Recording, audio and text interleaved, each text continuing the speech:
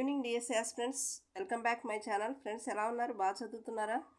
Exams అయితే time దగ్గర పడింది. మీరందరూ బాగా చదువుతున్నారు అనుకుంటున్నాను. అయితే ఈ టైంలో కొత్తగా అంటే మీకు ప్రతిదీ అన్నీ ఇప్పుడు వీడియోస్ చేసి మీ టైం వేస్ట్ చేయాలనుకోవట్లేదు. ఎందుకంటే ఉన్న టైం తక్కువ, కొత్త టాపిక్స్ ఏమీ చదవకూడదు. కానీ ఇది ఇప్పుడు ఉందో చూసారు, అది ఫస్ట్ ఇయర్ ఎకనామిక్స్ అన్నీ చేయండి మేడం అంటున్నారు, కానీ అన్నీ చేస్తే ఇప్పుడు మీరు కన్ఫ్యూజ్ అవుతారు. సో ఉన్న టైంలో ఇప్పటి వరకు చదివింది బాగా చదవండి, అది గుర్తుపెట్టుకోండి. అయితే ఇప్పుడు నేను ఎందుకు చేస్తున్నానంటే ఈరోజు టాపిక్ వచ్చి డిమాండ్ తీసుకున్నాను. డిమాండ్ అంటే మనకి ఏం లేదు, ఒక్క 2 టైమ్స్ ఈ టాపిక్ మీరు చదివారనుకోండి, కానీ 1 బిట్ అయితే వస్తుంది. ఎందుకంటే మనం డైలీ లైఫ్లో మనం చూస్తాం డిమాండ్ అంటే ఏంటో తెలుసు కదా. మనం వాడుక భాషలో ఏమంటాం, గిరాకీ అంటాం కదా. డిమాండ్ మీద ఖచ్చితంగా బిట్ అయితే వస్తుంది. అందుకనే మనం ఫండమెంటల్స్ అలాంటివన్నా తెలుసుకుని ఉంటే మనకి ఈజీగా 1 బిట్ అయితే మనం గ్యాదర్ చేసుకున్నట్టే. సో చాలా టాపిక్ అయితే పెద్ద టాపిక్ కాబట్టి మీకు ఒకసారి చూపిస్తున్నాను. ఇదిగోండి, డిమాండ్ సిద్ధాంతాలు ఇదంతా ఏం చేశారంటే కుదించేసి మొత్తం ఒక చోట తీసుకొచ్చి నేనైతే రాశాను. మీకు ఆల్రెడీ లాస్ట్ దీనిలో చూపించాను. ఈ బిట్ అయితే వచ్చింది, 1 బిట్ దీనిలో నుంచి అయితే వచ్చింది. డిమాండ్ నుంచి 1 బిట్ అయితే వచ్చింది. ఈసారి కూడా రావడానికి అవకాశం ఉంది. ఎందుకంటే మనకు క్లియర్గా అంటే మనకి ఎకనామిక్స్లో ఫస్ట్ ఇయర్ చాలా ఇంపార్టెంట్. 6 బిట్స్ అయితే వచ్చినాయి. అంటే ఎకనామిక్స్ 10 బిట్స్లో 6 బిట్స్ మనకి ఈ ఫస్ట్ ఇయర్ బుక్ నుంచి వచ్చింది. కనీసం 1 బిట్ అలా మనకు వచ్చే అవకాశం ఉంటుంది కదా అని చెప్పి మీకు ఈజీగా ఉంటుంది. కష్టమైనది అయితే నేను చేసేదాన్ని కాదు, ఈజీగా ఉంటుంది, నేర్చుకోగలుగుతారని నేను చేశాను. ఓకే, ఇప్పుడు టాపిక్లోకి అయితే వస్తున్నాను. మీరు ఎవరన్నా చూస్తే మీకు యూజ్ అయింది అనుకుంటే చిన్న లైక్ చేయండి, షేర్ చేయండి. ఎందుకంటే టెక్స్ట్ బుక్ లేని వాళ్ళు యూజ్ చేసుకుంటారు. అసలే పాపం చాలా టెన్షన్లో ఉన్నారు కదా. సో కొత్తగా చూస్తే సబ్స్క్రైబ్ చేసుకోండి. మీకు ప్రీవియస్ వీడియోస్లో మీకు ఉపయోగపడే ఏమైనా ఉంటే ఒకసారి అన్నీ చెక్ చేయండి. నేనైతే ఎక్కడ టైం వేస్ట్ చేయట్లేదు. సో టాపిక్లోకి వచ్చేద్దాం. డిమాండ్ సిద్ధాంతాలు 1 కానీ 2 బిట్స్ వచ్చేస్తాయి, చాలా ఇంపార్టెంట్. చూడండి, వస్తువు మనం కొనాలనే కోరికతో పాటు కొనుగోలు చేసే శక్తి. మనం ఒక వస్తువు కొనాలనుకుంటున్నాం అనుకోండి, కొనాలనుకుంటాం, ఆ కోరిక ఉంటే సరిపోదు కదా, కొనుగోలు చేసే శక్తి ఉండాలి. ఆ శక్తి ఉంటే దాన్ని ఏమంటారు? డిమాండ్ అంటారు. ఆ వస్తువుకి డిమాండ్ ఉంది అని అంటారు అన్నమాట. అసలు డిమాండ్ లక్షణాలు ఏంటి, ఇవి కూడా ఇంపార్టెంట్. ఒక 3 ఇచ్చి వేరేది ఏదైనా ఇవ్వచ్చు కదా. సో ఒకసారి చూడండి, డిమాండ్ అంటే ఏంటి? వస్తువు కొనాలని కోరిక ఉండాలి, ఆ కోరికను తీర్చుకోవడానికి ఆర్థిక శక్తి. ఆర్థిక శక్తి అంటే మన దగ్గర ఆదాయం ఏదైనా ఉండాలన్నమాట. ధరను చెల్లించడానికి ఆసక్తి ఉండాలి. కొనుక్కోవాలని ఒక కోరిక ఉంటే సరిపోదు కదా, అంటే ధర ఇవ్వటానికి మనకు ఆసక్తి ఉండాలి. నెక్స్ట్, డిమాండ్ ఒక నిర్ణీత కాలానికి సంబంధించింది. అన్ని టైంలోనూ డిమాండ్ ఒకే రకంగా ఉండదు. ఇప్పుడు సపోజ్ ఇది సమ్మర్ సీజన్ కదా, సమ్మర్ సీజన్లో మనకి ఏసీలకు కానీ ఎయిర్ కూలర్స్ కానీ వీటికి డిమాండ్ ఎక్కువ ఉంటుంది. అంటే ఒక నిర్ణీత కాలానికి సంబంధించింది అనమాట డిమాండ్ అనేది, ప్రతి కాలంలోనూ ఉండదు. ఓకే, ఇక్కడ డి అంటే డిమాండ్. డిమాండ్ అని రాయటం ప్రతిసారి టైం వేస్ట్ కాబట్టి డి అని పెట్టాను. డిమాండ్ ఒక నిర్ణీత ధరకు సంబంధించింది, అంతే కదా. అసలు ధరకి డిమాండ్ అంటేనే అది. నెక్స్ట్, ఏదైనా ఒక వస్తువు లేదా సేవకు ఉన్న డిమాండ్కి ఆ డిమాండ్ను ప్రభావితం చేసే అంశాలకి మధ్య ఉన్న ప్రమేయ సంబంధాన్ని ఏమంటారు? డిమాండ్ ఫలం అంటారు. మీరు ఈ 2 గుర్తుపెట్టుకోండి. డిమాండ్ను ప్రభావితం చేసే అంశాలకు ఉన్న సంబంధం ఏంటంటే డిమాండ్ ఫలం. ప్రమేయం అన్నాడు కాబట్టి ఫలం, ప్రమేయం అని వస్తేనే ఫలం, డిమాండ్ ఫలం. ఓకే, ఇప్పుడు చూడండి, ధరకి డిమాండ్కు ఉన్న సంబంధం విలోమ సంబంధం. ఒక వస్తువు ధర బాగా పెరిగిపోయింది అనుకోండి, అమ్మో ఈ వస్తువు చాలా రేట్ ఎక్కువగా ఉంది, మనం కొనుక్కోవాలని ఆసక్తి మనకు తగ్గిపోద్ది. అంటే ఏంటి? డిమాండ్ అనేది తగ్గుద్ది. ధర ఎక్కువగా ఉంటే డిమాండ్ తగ్గుద్ది, ధర తక్కువగా ఉంటే డిమాండ్ పెరుగుద్ది. ఓకే, అంటే ధరకి డిమాండ్కి ఉన్న సంబంధం ఏంటి? ఇక్కడ విలోమ సంబంధం. దాన్ని రుణాత్మక సంబంధం అని కూడా అంటారు. విలోమ సంబంధాన్ని ఏమంటారు?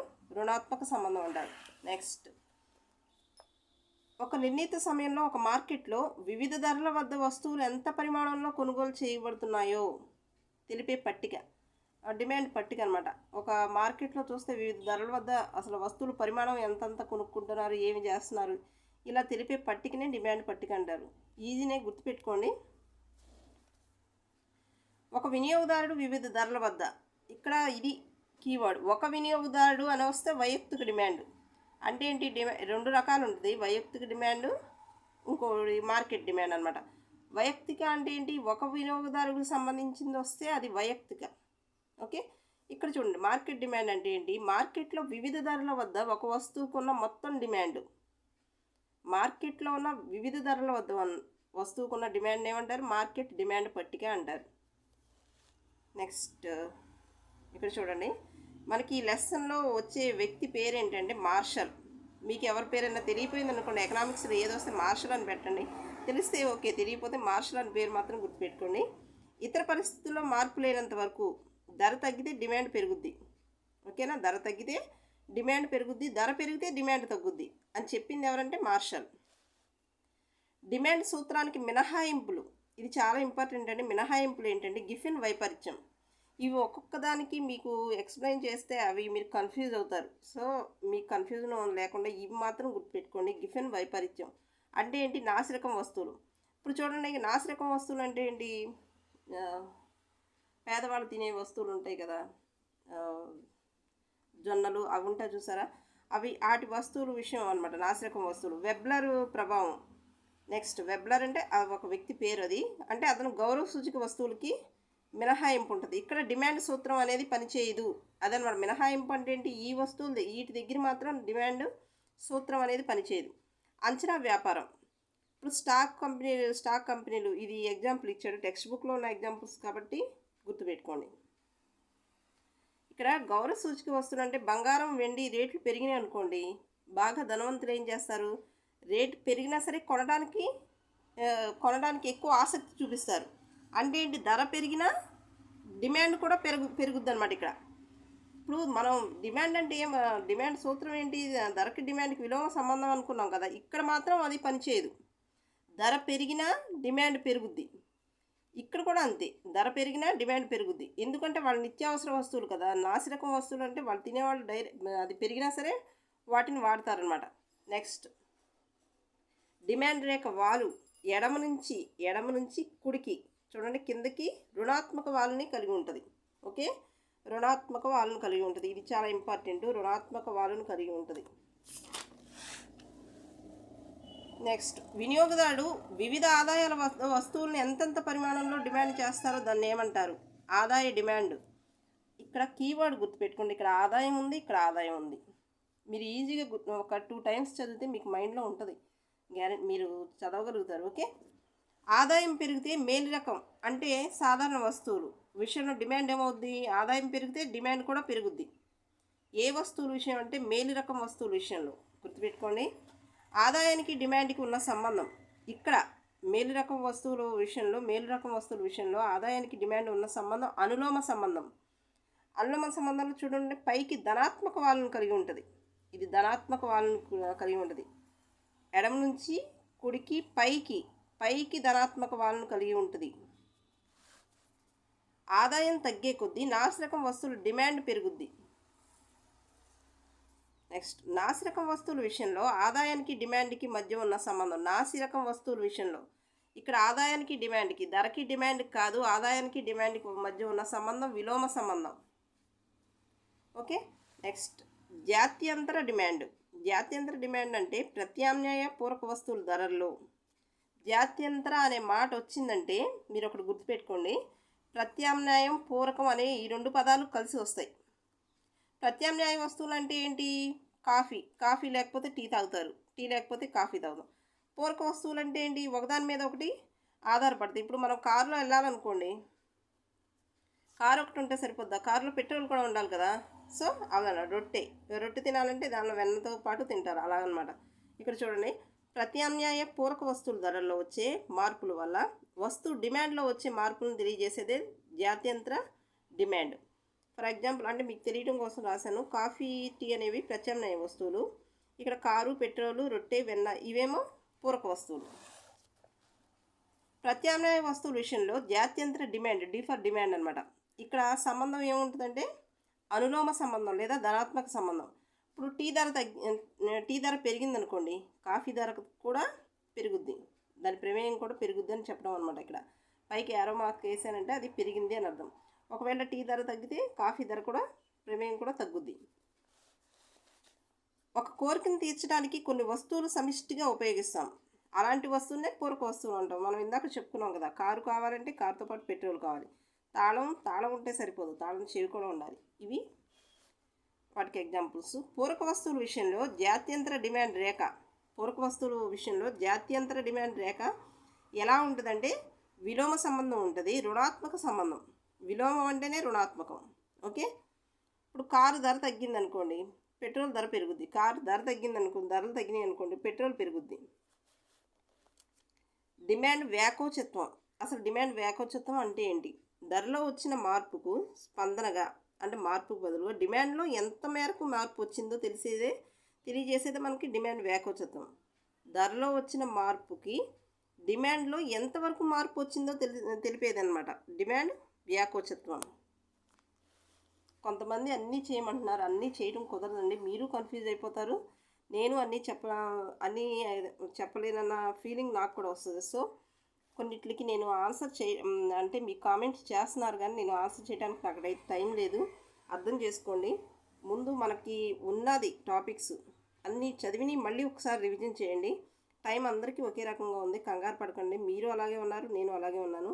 సో మీరు కంగారు పడకుండా జాగ్రత్తగా చదవండి. నెక్స్ట్, డిమాండ్ వ్యాకోచత్వం భావనని అభివృద్ధి చేసింది ఎవరంటే మార్షల్. చూడండి, ఇక్కడ కూడా మార్షల్ వచ్చింది వ్యక్తి పేరు. నెక్స్ట్, అసలు డిమాండ్ వ్యాకోచత్వం ఒకవేళ ఇలా కూడా ఇస్తారు కదా, డిమాండ్లో వచ్చిన అనుపాత మార్పు ధరలో వచ్చిన అనుపాత మార్పు అంటే వాటి నిష్పత్తి అన్నమాట. ఓకే, డిమాండ్ వ్యాకోచత్వం ఎన్ని రకాలు? 3 రకాలు. ధర డిమాండ్ వ్యాకోచత్వం, ఆదాయ డిమాండ్ వ్యాకోచత్వం, జాత్యంతర డిమాండ్ వ్యాకోచత్వం. ఇది 2018లో వచ్చింది బిట్. ధర డిమాండ్ వ్యాకోచత్వం అంటే ఏంటి? ధరలో వచ్చిన అనుపాత మార్పు వల్ల డిమాండ్లో వచ్చే అనుపాత మార్పు ఎలా ఉంటుందో తెలియజేసేదే ధర డిమాండ్ వ్యాకోచత్వం. చాలా ఈజీగా ఉంటుందండి, మీరేం కన్ఫ్యూజ్ అవ్వక్కర్లేదు. ధరలో వచ్చిన మార్పుకి అనుపాత మార్పుకి వ్యాకోచత్వం అన్నాడు కాబట్టి అనుపాత మార్పు. ఓకే, డిమాండ్లో వచ్చే అనుపాత మార్పుకి మధ్య అది ఎలా ఉంటుందో, మార్పు ఎలా ఉంటుందో తెలియజేసేదన్నమాట. నెక్స్ట్, ధర డిమాండ్ వ్యాకోచత్వాన్ని కొలిచే సమీకరణ ఇచ్చింది ఎవరు? ఇక్కడ కూడా మార్షల్. ఓకే, ధర డిమాండ్ వ్యాకోచత్వం ఎలా ఉంటుంది? రుణాత్మకంగా ఉంటుంది, అంటే విలోమ సంబంధం అన్నమాట. రుణాత్మకం అంటే విలోమ సంబంధం. వ్యాకోచత్వం విలువ ఆధారంగా ధర డిమాండ్ వ్యాకోచత్వం ఎన్ని రకాలు? 5 రకాలు. 5 రకాలు ఒక్కసారి గుర్తుపెట్టుకోండి. పూర్తి వ్యాకోచ డిమాండ్, పూర్తి అవ్యాకోచ డిమాండ్, ఏకత్వ వ్యాకోచ డిమాండ్, సాపేక్ష వ్యాకోచ డిమాండ్, సాపేక్ష అవ్యాకోచ డిమాండ్. ఇవి చాలా ఇంపార్టెంట్. పూర్తి వ్యాకోచం అంటే దాని విలువ అనంతంగా ఉంటుంది. ఇది ఇన్ఫినిటివ్ అంటారు కదా, మ్యాథ్స్ వాళ్ళకి బాగా తెలుసు. అంటే ఈపీ విలువ అంటే వ్యాకోచత్వం విలువ అనంతంగా ఉంటుంది. పూర్తి అవ్యాకోచం అంటే రుణాత్మకం, అసలు ఏమి ఉండదు, శూన్యం అనమాట. ఏకత్వం అంటే 1కి సమానంగా ఉంటుంది. ఇప్పుడు మనకి ఆ గ్రాఫ్లో అవి చూపిస్తే ఉన్నది కూడా మన బుర్రలోంచి పోతుంది. సో మీరు అదంతా వదిలేసేయండి, ఇది గుర్తుపెట్టుకోండి. ఏకత్వ వ్యాకోచం అంటే 1కి ఇది సమానంగా ఉంటుంది. సాపేక్ష వ్యాకోచం అంటే 1 కంటే ఎక్కువ, గ్రేటర్ దాన్ 1. సాపేక్ష అవ్యాకోచం అంటే 1 కంటే తక్కువ. ఇవి మాత్రం గుర్తుపెట్టుకోండి. ఓకే, ధర డిమాండ్ వ్యాకోచం కొలిచే పద్ధతులు. ఎన్ని పద్ధతుల్లో కొలుస్తారు? సిలబస్ పేపర్లో క్లియర్గా ఇచ్చారండి, మీరు బాగా గుర్తుపెట్టుకోండి. ఇక్కడ నుంచి కొంచెం ఇంపార్టెంట్. 3 పద్ధతుల్లో కొలుస్తారు. అవి ఏంటంటే మొత్తం ఖర్చు పద్ధతి, బిందు వ్యాకోచ పద్ధతి, ఆర్క్ పద్ధతి, ఏఆర్సి. అసలు మొత్తం ఖర్చు పద్ధతి అంటే ఏంటి? మొత్తం ఖర్చు లేదా రాబడి పద్ధతి. మార్షల్ చెప్పారు, ఇది కూడా మొత్తం ఖర్చు లేదా రాబడి. ఇది దేనికి మధ్య సంబంధం అంటే ధరకిను పరిమాణానికి మధ్య అన్నమాట.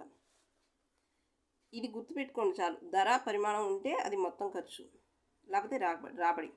బిందు వ్యాకోచ పద్ధతి, ఇది కూడా చెప్పింది మార్షల్. ధరలో సంభవించే స్వల్ప మార్పులు డిమాండ్ పరిమాణంపై ఎలాంటి ప్రభావం చూపిస్తాయో తెలుసుకోవడానికి బిందు వ్యాకోచ పద్ధతి ఉపయోగిస్తారు.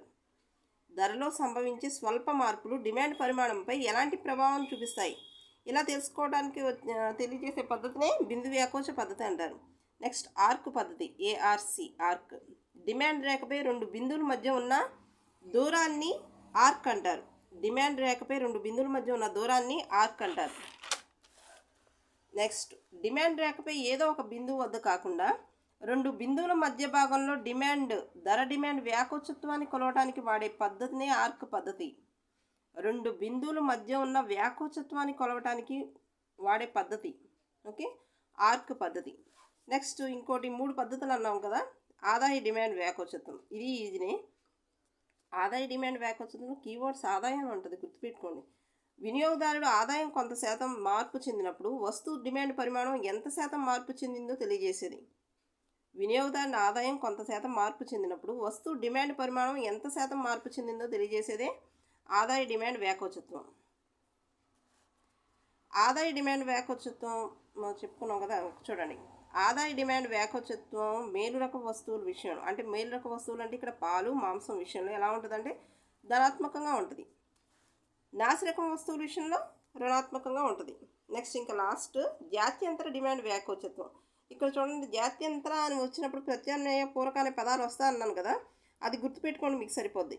ఓకే, ప్రత్యామ్నాయ పూరక వస్తువుల ధరల్లో వచ్చే అనుపాత మార్పు లేదా శాతం మార్పు ఆ వస్తువు డిమాండ్లో ఎంత అనుపాతం మార్పు లేదా శాతం మార్పు కలిగిస్తుందో దాన్ని జాత్యంతర డిమాండ్ వ్యాకోచత్వం అంటారు.